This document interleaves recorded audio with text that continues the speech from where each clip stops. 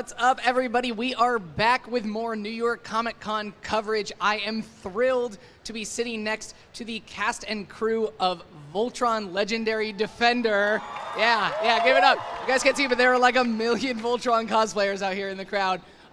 Starting from the left, we have Joaquin Dos Santos, executive producer, co-executive producer Lauren Montgomery, Princess Allure herself, Kimberly Brooks, the evil, or is he, Prince Lotor, AJ Lacasio, and of course Josh Keaton, who plays, did I get that right? Did I mess that up? No, yeah, who plays Shiro? Yay, I did it. Yeah. I have to mess up one name every time, and I messed that up. Damn. Okay, awesome. So we just came out of the Voltron panel where we all got a bunch of sneak peeks at season 4, which looks incredible. Really excited. They're just to jump up into it. The moment that stole the show was the return of Caltanecker the cow. Yes. And we talked at Comic-Con in San Diego, and I asked about that and stuff, and it was kind of a joke. That feels like the first moment where we truly got like fan service, like something that the community has turned into this meme, this thing, this kind of character that felt like he wasn't really a character and was never supposed to be, that you've now brought back. How did that, was that coincidental, or did that actually influence the return? I mean, I think the key is we're fans too. It's stuff that we wanted to see just as much as the fans. We were excited to see the fervor that built around Caltanecker the cow. But yeah, I mean, we talked about it. We talked about what's the cow doing. We haven't really gone back to the cow. He's just out there. Yeah, but we definitely just wanted to keep track of him. I mean, they got a cow. Where is the cow? So we were going to bring him back no matter what. Right. And there's more references than even just the cow. The scene is an amazing scene. It's the funniest scene I've seen in the show so far. Like it's the brainchild of our director Steve Ahn. He is a maniac, and he went to town on that scene. He asked for things that Lauren and I said, "Oh, we can't do that. We can't do a camera move like that. It's never going to work." And he was like, "It'll work. Oh, it'll work." It's great. I can't wait for you guys to see it. It's so funny. So the kind of state of the characters now is kind of in flux. Shiro's kind of now like stay-at-home space dad. Yep. And while like Allure has kind of is now one of the paladins and is fighting into it. Do you guys see those two roles having like switched, or are you both still like in charge of what you were in charge of before? Well, I definitely think that Shiro is having to adjust. The Black Lion doesn't respond to him anymore. The Black Lion responds to Keith. And I'm sure there's a big part of him that still wishes that he was the pilot and likes being the leader of the team. But he always puts team first, and he knows that this is Keith's role now, and he's going to be as supportive as possible. Cool. How Allure, because like one of the great things about Allure's character arc in the last season was that she was also exploring the more like diplomatic side and had like other struggles related to that, that are very unique to her character. Right. But we haven't like fully explored all that. So like, is she more paladin now, or is she still diplomat?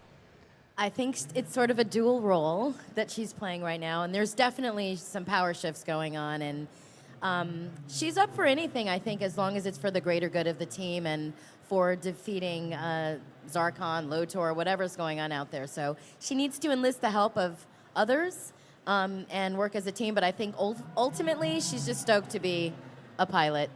The Blue Lion is pretty cool, so yeah. Blue Lion. So we threw out questions for Twitter to come back with, so we got some like fan questions from here that I wanted to do. Some of them are great. The first one's for AJ. Hello. Someone whose name on Twitter is I Heart AJ. That's their name? Well, it's not their like username. It's the like name change. I It's heart me. you too. Yeah. It's Josh again. Yeah, it might be Josh. Yeah. Wants to know if you've discovered fan shipping yet, and what your favorite ship is. Because you're like the Voltron newbie, and I feel like that's quintessential to the Voltron fandom. I have I just stay out. I stay out of it. It's scary out there. You guys have probably fun. a good call. Yeah. You guys have fun. That means it's open. It's wide open. Whatever you guys want, just keep me out of it. But no, that would be like your parents showing up and being like, so who's dating who? Like, you don't want me involved. But I appreciate the question. All right, the next one, lost it, comes from Mariah, and it's for Josh. Okay. It says, so with Shiro being so close to Keith and like intimate like a brother, does Shiro feel like an extra burden now to teach Keith to be a proper group leader? Well, Shiro's seen the potential in Keith for a long time, and Shiro has stuck his neck out for Keith a lot. And I don't necessarily see that he sees it as a burden. It's kind of his responsibility. Like, this is where they're at. They're not back on Earth where they have a whole lot of other options. This is the team you got, and this is the team you have to make work. And he is very close to Keith, and he wants to help him be the best that he can be. So. Excellent. It's good. Good. Yeah. He's still Space Dad. He's still Space Dad. Still Space Dad. Kaludia asks, what would Lance look for in a future Mr. or Mrs. Blue Lion? I'm going to guess she meant Red Lion now. I think she's trying to like fill out her space Tinder profile. But yeah, what is Lance's, and I like this because Lance is kind of like all over the place. He hits on anything that moves. It is pretty, which all the aliens are pretty. But like what would he look for really like in like a partner or a soulmate? Oh, you go. I don't know if Lance knows what he needs. I know what he might look for, but what he might look for is not necessarily what he needs. I think he needs someone who's self-assured and knows herself so that he can kind of become that same person and know himself. What do you think? I mean, I think Lance is evolving. So I think, like Lauren said, whoever Lance chooses, I think what he's looking for is getting to a place that is maybe very different than where he started in the series. Cool. So each season kind of has a focus on one paladin kind of like more than the other, like a little bit. You covered them all. Is there a paladin that gets more of a focus or a bigger arc for season 4? I think this season there's just a lot of emphasis on the coalition building, and to build a coalition you kind of need Voltron, and that's all of the paladins.